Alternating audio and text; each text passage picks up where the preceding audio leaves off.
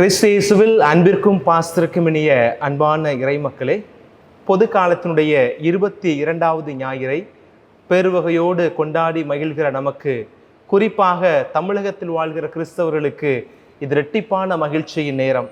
அன்னையினுடைய பிறந்த நாளை கொண்டாடுவதற்கு ஆவலோடு நவநாட்கள் செய்து தயாரித்து கொண்டிருக்கிற நம்மவருக்கு இந்த நாளில் இந்த மறையுறையிலேயே பொதுக்காலத்தினுடைய நற்செய்தி வாசகத்தையும் அன்னையினுடைய வாழ்வு எவ்வாறு இந்த நற்செய்தியோடு தொடர்புபடுத்த முடியும் என்று சிந்திக்கிற பொழுது, கடவுளால் எனக்கு கொடுக்கப்பட்ட ஆவியினுடைய அபிஷேகத்தில் நான் பெற்றுக்கொண்ட ஒற்றை செய்தி, தாழ்ச்சியில் ஒப்புயர்வு அற்ற அன்னை.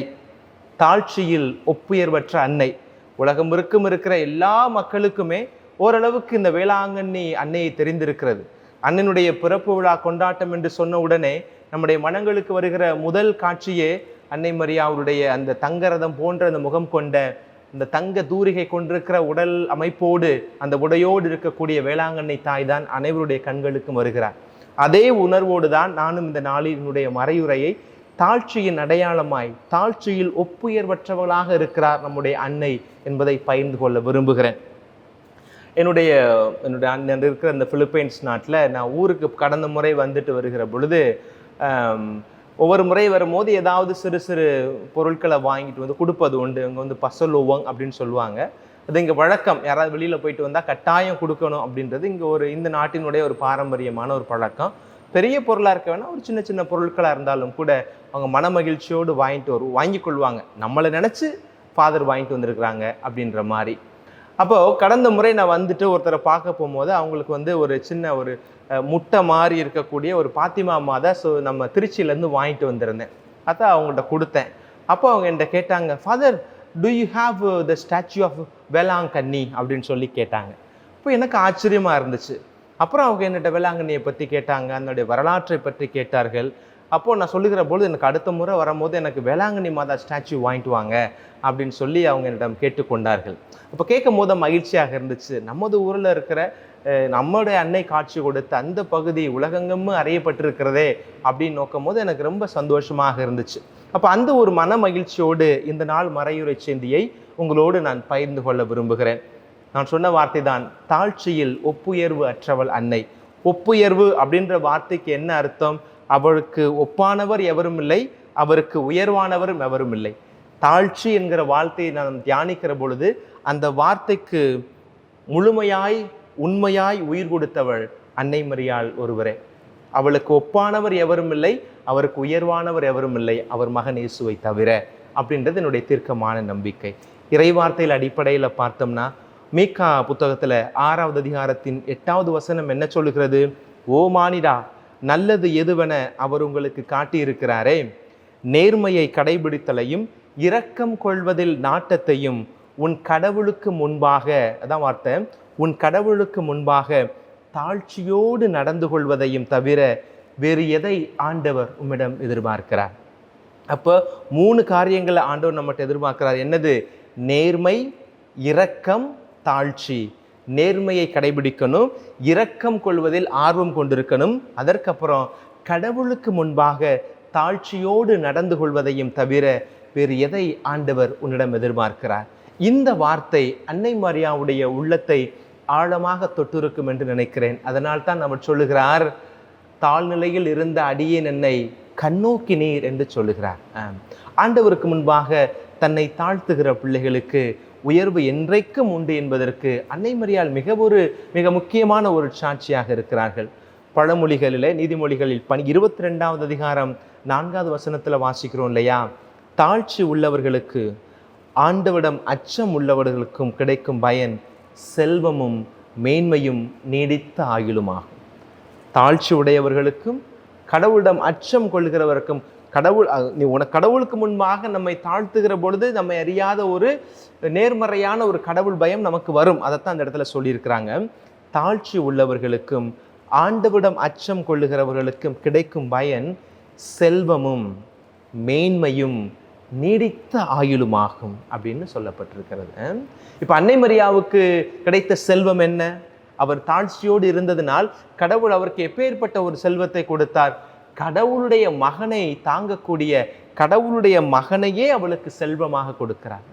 தன் மகனை உதிரத்தில் தாங்கக்கூடிய அந்த பேரின்ப செல்வத்தை ஆண்டவர் அன்னை மரியாவுக்கு கொடுத்ததன் காரணம் அவளிடமிருந்த தாழ்ச்சி என்கிற அந்த மேன்மையான கொடைதான். தன்னை தாழ்த்தி கொள்கிறார். இன்னைக்கு எல்லாருமே ஒரு குறிப்பிட்ட ஒரு ஸ்டேஜில் இருக்கும் போத எளிமையாக அமைதியாக இருக்கிறவங்க ஒரு உயர்வு கண்ட பிறகு தன்னுடைய நடை உடை பாவனை எல்லாத்தையுமே மாற்றிக்கொள்கிறார்கள். எனக்கு தெரிஞ்சுனா ஒரு சொல்லக்கூடாது இருந்தாலும் சொல்கிறேன், தெரிஞ்சுக்கிறது நல்லது தானே. எனக்கு தெரிஞ்ச ஒரு குருவானவரே அப்படி நடந்து கொண்டார் என்று கேட்கிற பொழுது ரொம்ப வருத்தமாக இருந்துச்சு. அவர் ஒரு பள்ளிக்கூடத்தில் படிக்கிறாரு.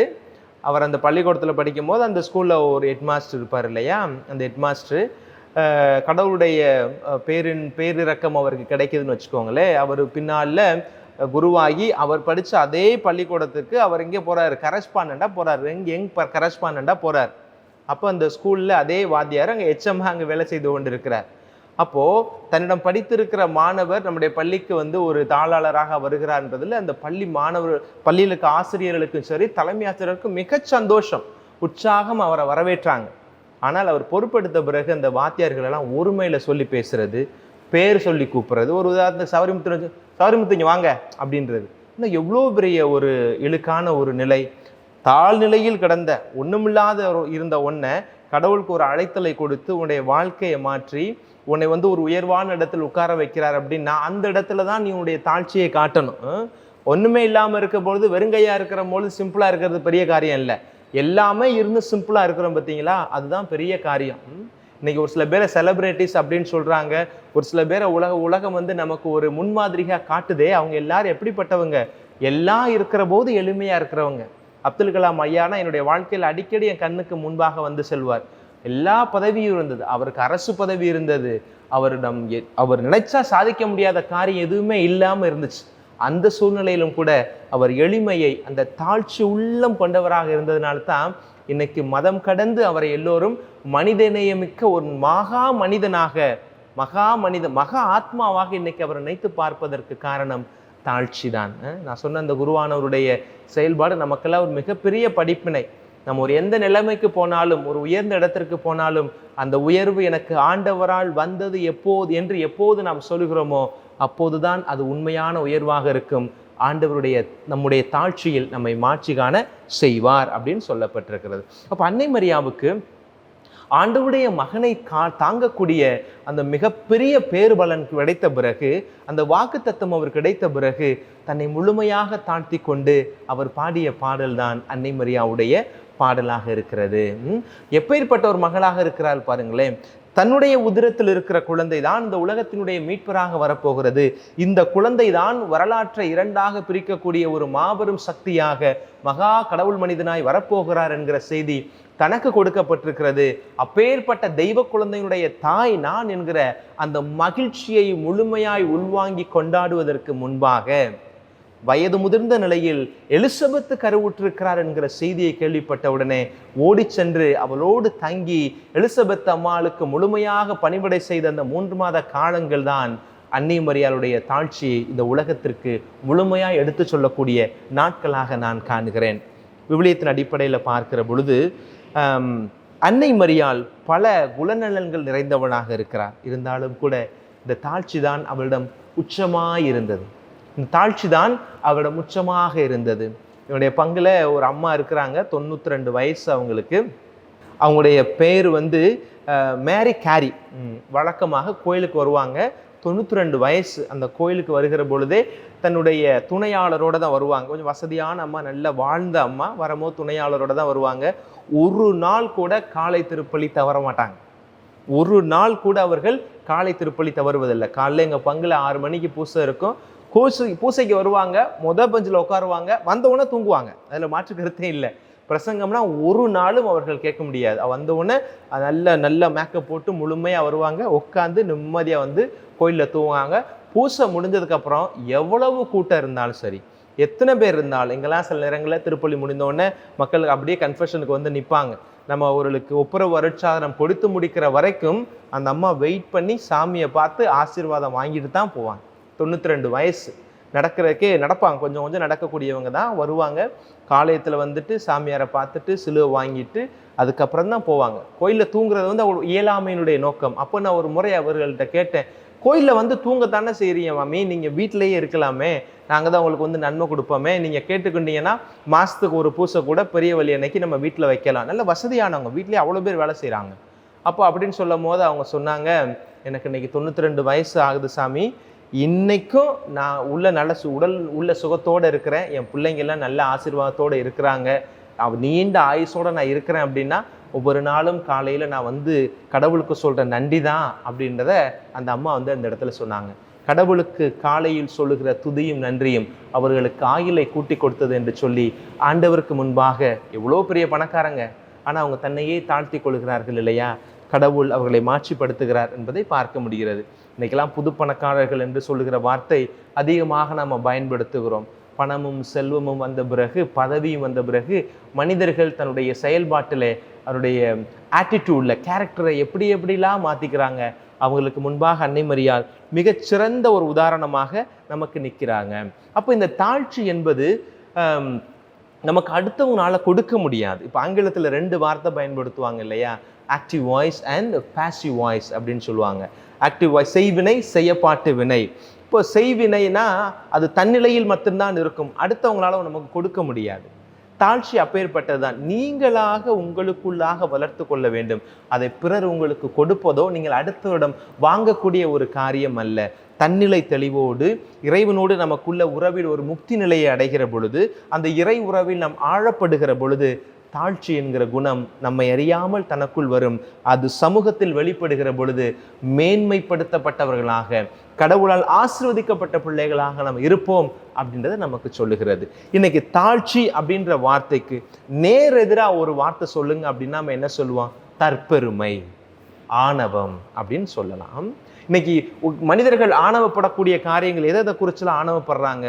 பெருமையா நினைச்சுக்கிறாங்க. பெருமையா நினைக்கிறது தன்னிடம் இருக்கிற செல்வத்தை குறித்து, தம்மிடம் இருக்கிற பெயரை குறித்து, பதவியை குறித்து, அழகை குறித்து, குடும்பத்தை முன்னிட்டு, ஜாதியை குறித்து, இப்படி எல்லாம் ஆணவமாக தற்பெருமையாக நம்ம பேசுகிறோம் இல்லையா? இதெல்லாம் கடவுள் நினைச்சார்னா ஒரு நிமிஷத்துல ஒண்ணுமில்லாம போயிடும். ஒரு நிமிஷத்துல நொடி பொழுதில் அவள் உள்ளதை இல்லாமல் செய்வார், இல்லாததை உள்ளபடி செய்வார். அந்த வல்லமை ஆண்டவருக்கு இருக்கிறது.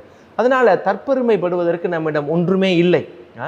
நம்ம எவ்வளவு தூரம் நம்ம இறைவனுக்கு முன்பாக தாழ்ச்சியோடு நம்மிடம் இருக்கிற குணநலங்களை ஏற்றுக்கொண்டு கடவுளை மகிமைப்படுத்துகிறோமோ அந்த அளவிற்கு ஆண்டவர் நம்மை உயர்த்துவார் என்பதைத்தான் இந்த நாளில் ஆண்டவர் இந்த நற்செய்தி வாயிலாகவும் நமக்கு சொல்லுகிறார். இயேசு என்ன சொல்றாரு? திருமண விருந்துக்கு அழைக்கப்பட்டிருக்கிறாங்க.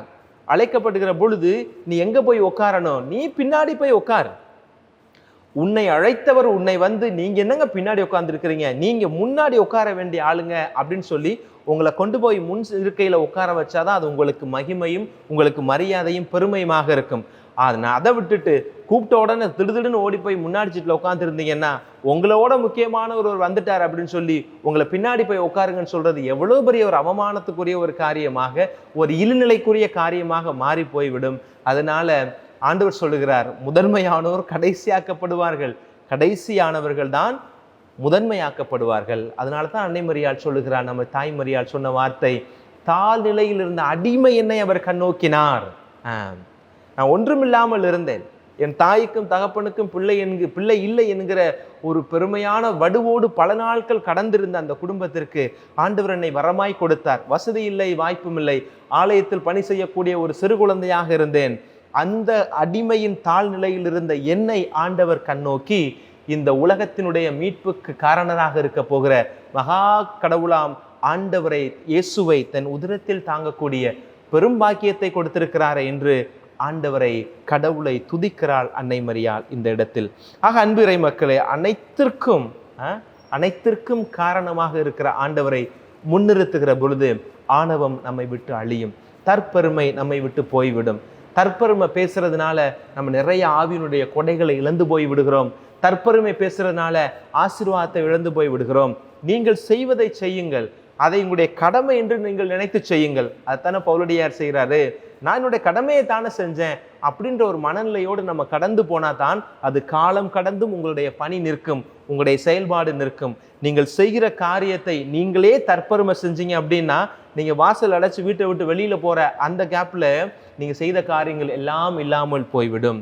இன்றைக்கு நம்ம ஒரு சில பேரை காலம் கடந்து நம்ம பேசிட்டு இருக்கிறோமே, அன்னை தெரசம்மா செய்த காரியங்களை இத்தனை காலங்கள் கடந்து நம்ம பேசி கொண்டு இருக்கிறோமே, அவருடைய தன்னிகரற்ற அந்த தியாக பணியை, பொதுநல பணியை, சமூக காரியங்களை இன்றைக்கு நம்ம பேசி கொண்டு இருக்கிறோமே. திரைமறைவில் செய்த அந்த காரியங்கள் அவர் ஒருபோதும் தன்னை விளம்பரப்படுத்திக் கொள்ளவில்லை. அதனால்தான் காலங்கள் கடந்தும் அவள் இன்றைக்கும் அறியப்படுகிறவளாக, அனைவராலும் போற்றப்படக்கூடிய ஒரு புனிதையாக அன்னை தெரசா நிற்கிறார். நாம் எவ்வளவு தூரம் நம்மை தற்பெருமைப்படுத்திக் கொள்கிறோமோ அது உடனடியாக உங்களுக்கு ஒரு ரீச் அவுட் கொடுக்கும், ஒரு ரீச் கிடைக்கும். ஆனால் அது காலத்திற்கு நிற்காது. இன்னைக்கு சோசியல் மீடியாவில் நிறைய பேர் தன்னையே ப்ரொமோட் பண்ணுறாங்க. வீட்டில் சமைக்கிறது முதற்கொண்டு எடுத்து போடுறாங்க. அதற்கான லைக்குக்காக எதிர்பார்த்து உட்கார்ந்து கொண்டிருக்கிறார்கள். இன்றைக்கு ஒரு சில நடிகர்கள், ஒரு சில பிரபலங்கள் தான் செய்கிற உதவிகளை எல்லாம் அப்படியே பெருசாக பிம்பமிட்டு காமிச்சு அதை யூடியூப்ல தனக்குன்னு ஒரு யூடியூப் சேனலில் வச்சுக்கிட்டு நான் இதை செய்கிறேன் அதை செய்கிறேன் அப்படின்னு சொல்லி வீடியோ எடுத்து போடுறாங்களே, அவர்களுக்கு அந்த நேரத்தில் ஒரு ஒரு ஒரு பெருமைக்குரிய ஒரு ஒரு அங்கீகாரம் கிடைக்கும். ஆனால் அந்த அங்கீகாரம் நிறைய நாளைக்கு நீடித்த ஒரு நிலைத்தன்மையை அது இழந்துவிடும். காலத்தால் அது மறக்கப்பட்டு விடும். ஏன்? நீ தற்பெருமைக்காக நீ செய்கிற ஒரு காரியத்தை விளம்பரப்படுத்துகிற பொழுது ஆண்டவர் விளம்பரத்தை ஒருபோதும் விரும்பாதவர். உன்னை காலத்தின் ஓட்டத்திலிருந்து உன்னை அப்புறப்படுத்தி விடுவார் என்பது என்னுடைய ஆழமான சிந்தனை. யாக்கோபு தன்னுடைய திருமுகத்துல 4வது அதிகாரத்தின் 6வது வசனத்தில் இப்படியாக சொல்லுகிறார், நொறுங்குன்றோரை அவர் இகழ்ச்சியுடன் நோக்குகிறார், தாழ்நிலையில் உள்ளவர்களுக்கோ, யாருக்கு? தாழ்நிலையில் உள்ளவருக்குத்தான் அவர் கருணை காட்டுகிறார். இந்த கருணை அன்னை மரியாளுக்கு கிடைத்தது. இந்த கருணை தான் அன்னை தெரசாவுக்கு கிடைத்தது. இந்த கருணை தான் அனைத்து புனிதர்களுக்கும் கிடைத்து கொண்டே இருக்கிறது. இன்றைக்கு நீ யோசிச்சு பாருங்க, தாழ்நிலையில் இருக்கிறவர்களுக்கு ஆண்டவர் உயர்வை கொடுப்பார் என்று சொல்கிறார். அதே ஆண்டவர் செருக்குற்றோரை அவர் இகழ்ச்சியோடு நோக்குவார் என்று சொல்லுகிறார். நான் நினைத்து பார்க்கிறேன், ஒரு விதத்துல இந்த யூத சமூகம் ஒரு விதத்தில் கடவுளால் தேர்ந்தெடுக்கப்பட்ட, கடவுளால் ஆசீர்வதிக்கப்பட்ட ஒரு சமூகமாக இருந்தாலும் கூட இன்றைக்கும் தனக்கென்ற ஒரு நாட்டில நிம்மதியாக இல்லாமல், தனக்கென்று ஒரு அடையாளப்படுத்தக்கூடிய ஒரு தேசம் இல்லாமல் நாடோடிகளாகவும் உலகின் பல பகுதிகளிலும் உயர்ந்த நிலையில் இருந்தாலும் இதுதான் என் தேசம், எங்களுடைய இனத்தின் பிறப்பு இதுதான் என்று சொல்ல முடியாத இடத்தில் அவர்கள் இருப்பதற்கு ஒரு காரணம் அவரிடம் இருக்கிற தற்பெருமை, அவர்களிடம் இருக்கிற இருமாப்பு. நாங்கள் கடவுளால் ஆசீர்வதிக்கப்பட்ட தேர்ந்தெடுக்கப்பட்ட இனம் என்கிற ஒரு ஆணவம் அவர்கள் எப்போதுமே இருப்பது உண்டு. அது இன்றைக்கு நேற்று இல்லை, ஆண்டுடைய வசனத்திலே நம்ம அதை பார்க்கிறோம் இல்லையா? அவர்களுடைய மிஷ்னா என்று சொல்லப்படக்கூடிய அந்த புனித புத்தகத்துல, புனித புத்தகம்னா என்ன? அவர்களுடைய மறைக்கல்வி, அந்த யூதர்களுடைய மறைக்கல்வியில் என்ன சொல்லப்பட்டிருக்கிறது? யூதனாக பிறக்கிற நீங்கள் எல்லோருமே ஒரு யூத ரத்தத்திற்கு பிறக்கக்கூடிய அல்லது யூத குடும்பத்தில் பிறக்கக்கூடிய எல்லோருக்குமே விண்ணக பேரின்பம் என்பது கிட்டத்தட்ட உறுதி செய்யப்பட்ட ஒன்று. privileged people to enter into heaven, நீங்கள் விண்ணகத்திற்கு நுழைவதற்கு முன்னுரிமை பெற்றவர்கள் அப்படின்னு அவங்க சொல்லிக்கிறாங்க. 2 பரிசேயன் இறந்து போனான் என்றால் 2 பரிசேயில ஒரு பரிசேயன் விண்ணகத்துல இருப்பான் என்று அவர்கள் மக்களுக்கு சொல்லி நம்ப வைத்திருக்கிறார்கள். இந்த இருமாப்பு தான் நான் நினைக்கிறேன் அந்த யூதர்களுடைய சிதறடிப்புக்கு காரணமாக இருக்கும் என்று நான் நம்புகிறேன். அதே நேரத்துல ஆண்டவர் இன்னைக்கு சொல்லுகிறதா, முன்வரிசையில் உட்கார முயல்கிற எல்லோருக்குமே பின்னிருக்கை இறுதியில் கிடைக்கும் என்பது நிரந்தரமான உண்மையாக இருக்கிறது. அப்ப தாழ்நிலையில் இறை அருளை நிறைவாக பெற்றவளாக அன்னை மரியாள் நமக்கு ஒரு மிகப்பெரிய ஒரு படிப்பினையை கொடுக்கிறார். பழமொழிகள் 11வது அதிகாரத்தில் இருக்கிற அந்த 2வது வசனத்தை வாசிக்கலாமே. இருமாப்பு வரும் முன்னே இகழ்ச்சி வரும் பின்னே, தாழ்ச்சி இருக்குமாயின் ஞானமும் இருக்கும். உங்களுக்குள்ள ஒரு இருமாப்பு, ஒரு கர்வம், ஒரு தற்பெருமை, ஒரு ஆணவம் நமக்குள்ள இருக்குது அப்படின்னா அது இப்போதைக்கு ஒரு நல்லா இருக்கும். ஆனா பின்னாடி நமக்கு என்ன இருக்கும்? அதற்கு இகழ்ச்சி உறுதியாக இருக்கிறது. அதே நேரத்துல தன்னடக்கத்தோடு நம்ம இருக்கிறோம் அப்படின்னா கடவுளுடைய ஞானம் நமக்கு நிறைவாக கொடுக்கப்படும் அப்படின்றத விவிலியம் நமக்கு சொல்லுகிறது. அதைத்தாங்க ஆண்டவர் செஞ்சாரு. கடவுளுடைய இயேசுவை பற்றி பவுலடியார் என்ன சொல்லுகிறார்?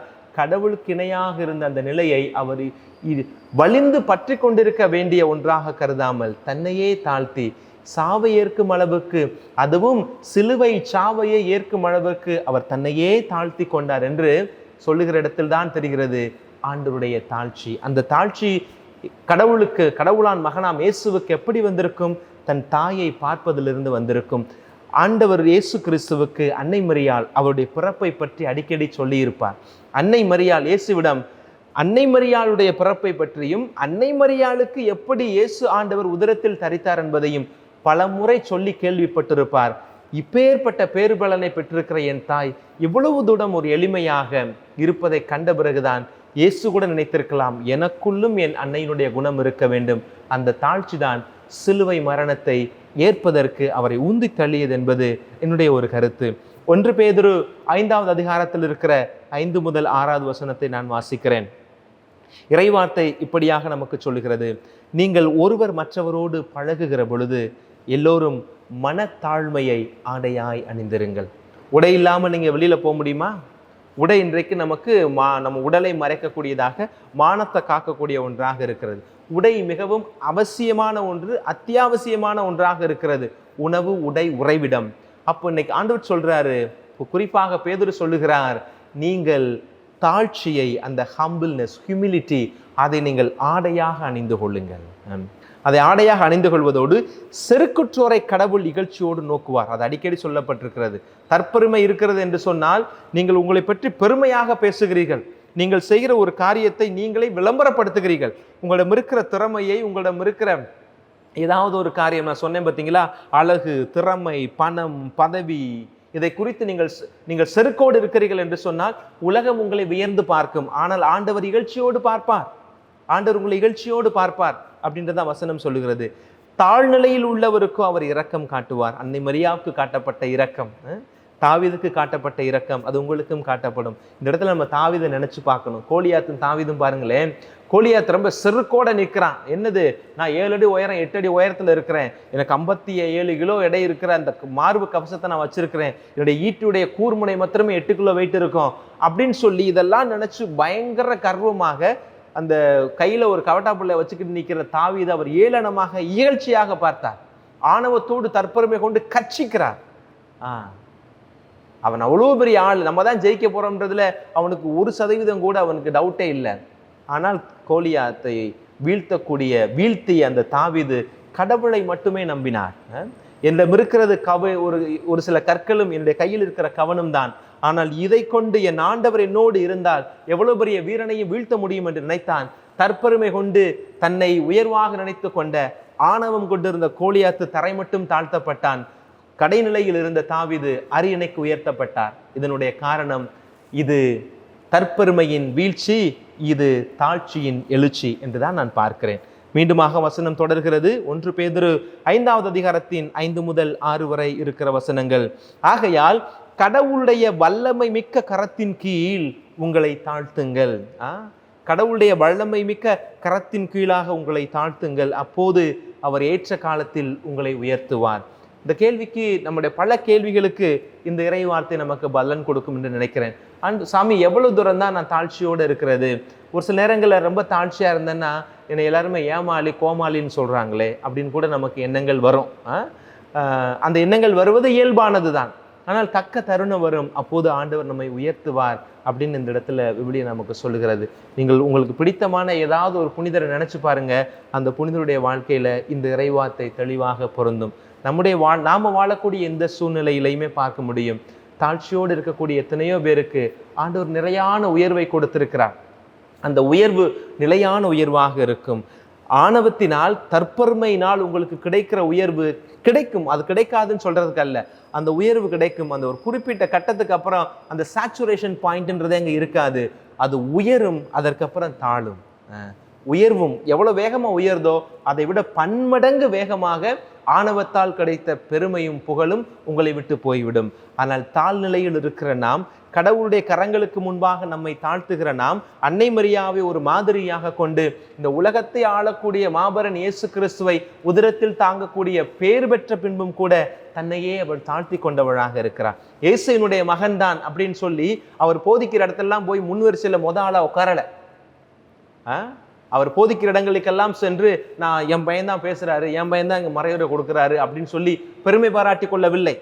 எப்படி ஃபாதர் உறுதியா சொல்றீங்க அன்னை மரியாள் போகவில்லை அப்படின்றத நான் உறுதியாக சொல்லுகிறேன். ஆண்டவர் போதிச்சுட்டு இருக்க பொழுதுதான் அவருடைய சீடர்கள் வந்து சொல்லுகிறார்கள், உன் தாயும் சகோதரர்களும் உன்னை காண வந்திருக்கிறார்கள். அப்படின்னா என்ன? அவங்க ஒரு மூலையில் நின்று தான் கடவுள் சொல்றதை, இயேசு சொல்றதை கேட்டுக்கிட்டு இருந்திருக்கிறாங்க. அன்னை மரியாள் எப்பவுமே அது ஒரு ப்ரிவிலேஜ் எடுத்து ஏன் புள்ள அப்படின்னு சொல்லி முன்னிருக்கையில போய் உட்காந்து எல்லாருக்கும் முன்னாடி தன்னை ஒரு பெருமையா காட்டி கொள்ளவில்லை. அவளும் கூட்டத்தோடு கூட்டமாக இருந்து தன் மகன் பேசுவதை மெய்சிலிர்த்து கேட்டு அதை எப்படி வாழ்வாக்கலாம் என்பதை ஆழச் சிந்தித்த ஒரு அருமையான தாயாகத்தான் அன்னை மரியாள் நமக்கு இருந்திருக்கிறார். இப்போ தாயினுடைய பிறந்த நாளை கொண்டாடுவதற்கு நாம் எல்லாம் தயாராகி கொண்டிருக்கிறோம். எல்லா பங்குகள்லையுமே கிட்டத்தட்ட எல்லா பங்குகள்லையுமே ஏதாவது ஒரு சின்ன சின்ன பக்தி முயற்சிகள் மேற்கொள்வார்கள். இந்த நாட்களில் பார்த்தீங்கன்னா தமிழகத்தின் பல திசைகளில் இருந்தும் மக்கள் எல்லாரும் சாரசாரையாக வேளாங்கண்ணிக்கு செல்வது உண்டு. 2015 வருஷம் நான் திருத்தொண்டராக இருக்கிற பொழுது பவுல் குருமடத்தில் படித்த நாங்கள் எல்லா குருமானவர்களும் 22 பேருமே நாங்கள் அழைக்கப்பட்டிருந்தோம். திருத்தொண்டர் பணிக்காக நாங்கள் ஒரு 9 நாள் வேளாங்கண்ணியிலே போய் தங்கி இருந்தோம். அந்த நாட்களெல்லாம் வாழ்க்கையில் மறக்க முடியாது. நம்ம படித்த படிப்பு, நம்மிடம் இருக்கிற நம்ம எதெல்லாம் பெருமை நினைக்கிறோமோ அதெல்லாம் ஒன்றுமில்லை அப்படின்றது அந்த இடத்துக்கு போனால் தான் தெரியும். எத்தனை வசதி படைத்த மனிதர்கள், எத்தனை ஆளுமைகள், அவர்கள்லாம் சத்தம் கேட்காம யாருக்கு தெரியாம வந்துட்டு அந்த மாதா முன்னாடி நின்று ஜெபித்து விட்டு போவதும், மக்கள் முட்டி போட்டு அந்த முழங்கால் போட்டு அந்த மண்ணோட சேர்ந்து அந்த ஈர உடையோடு அணிந்து வருகிற பொழுது அவர்கள் காட்டுகிற அந்த நம்பிக்கை, மாதா மீது கொண்டிருக்கிற அந்த பேரன்பு, அதற்கு ஈடு இணை எதுவுமே இல்லை. நான் இன்னைக்கு வேணா உங்களுக்கு சொல்றேன், வாழ்க்கையில ஒரு முறையாவது உலகத்தில் எங்கேருந்தோ எந்தெந்த நாட்டையும் போய் பார்க்க போறோம். இங்கேருந்து ஹோலிலேண்ட் போகலான்னு நினைக்கிறோம், இங்கேருந்து யூரோப் போகிறோம்னு நினைக்கிறோம், உலகத்தின் எத்தனை பகுதிகளுக்கோ போகிறோம். இதை ஒரு உறுதிக்கணையாக எடுத்துக்கொள்ளுங்கள். என் வாழ்க்கையில் ஒரு முறையாவது இந்த 10 நாள் நவநாள் 9 நாள் நவநாள் நடக்கக்கூடிய இந்த நாட்களில் வேளாங்கண்ணிக்கு போய் நீங்கள் ஒரு நாள் அந்த அம்மாவுடைய பாதத்தில், அந்த அம்மாவுடைய இடத்துல இருந்து கொண்டு வாருங்கள். உங்களுக்கு தெரியும் அன்னை மரியாள் எவ்வளவு அதிசயமானவள். அன்னை மரியாள் மீது கொண்டிருக்கிற அன்பில் கத்தோலிக்க திருச்சபை ஈடு இணை இல்லாமல் நிறைந்து நிற்கிறது என்பதும் அன்னை மரியாள் நமக்கு கொடுக்கிற ஆசீர்வாதத்தை பெற்றுக்கொள்ள முடியும். அன்பான இறைப்பிள்ளைகளை, இன்றைக்கு பொது காலத்தினுடைய 22வது ஞாயிறாக இருக்கிறது. அதே நேரத்தில் அதை எப்படி இறைவார்த்தையோடு தொடர்பு படுத்தலாம் என்று நினைக்கிற பொழுது இந்த தாழ்ச்சி தான் என்னுடைய கண் முன்பாக வந்தது. தாழ்ச்சியில் ஒப்புயர்வற்றவளாக இருக்கிறார் அன்னை மரியாள். நம்முடைய பிள்ளைகளுக்கு இதை நாம் கற்றுக் கொடுப்போம். நம்முடைய உறவுகளுக்கு இதை நாம் சொல்லிக் கொடுப்போம். தன்னிலையில நாம இந்த தாழ்ச்சியை கடைபிடிப்பதற்கு அன்னை மரியாளிடம் இந்த நாட்களிலே அவருடைய பரிந்துரை ஜெபத்தை இறைவனிடம் ஏறெடுக்குமாறு நாம் வேண்டுவோம். அன்னை மரியாள் தாழ்ச்சியில் ஒப்புயர்வற்றவளாக இருக்கிறார். இறுதியாக சொல்லி நிறைவு செய்கிறேன். அன்னை மரியாளை போல தாழ்ச்சிக்கு ஒப்பானவரும் யாரும் இல்லை. அன்னை மரியாளை போல தாழ்ச்சிக்கு உயர்வானவரும் யாரும் இல்லை, ஆண்டவர் இயேசுவை தவிர. பிரியமான பிள்ளைகளை, ஆராதனை வலைவொலி வாயிலாக இந்த இறைவார்த்தை கேட்கிறவங்க ஒவ்வொருவரையும் இறைவன் நிறைவாய் ஆசீர்வதிக்க வல்லமையின் கரங்கள் உங்களோடு தொடர்ந்து வழிநடத்த வேண்டும் என்று உங்களுக்காக ஜெபிக்கிறோம். இறைவன் நம் ஒவ்வொருவரையும் ஆசீர்வதிப்பார். ஆமென்.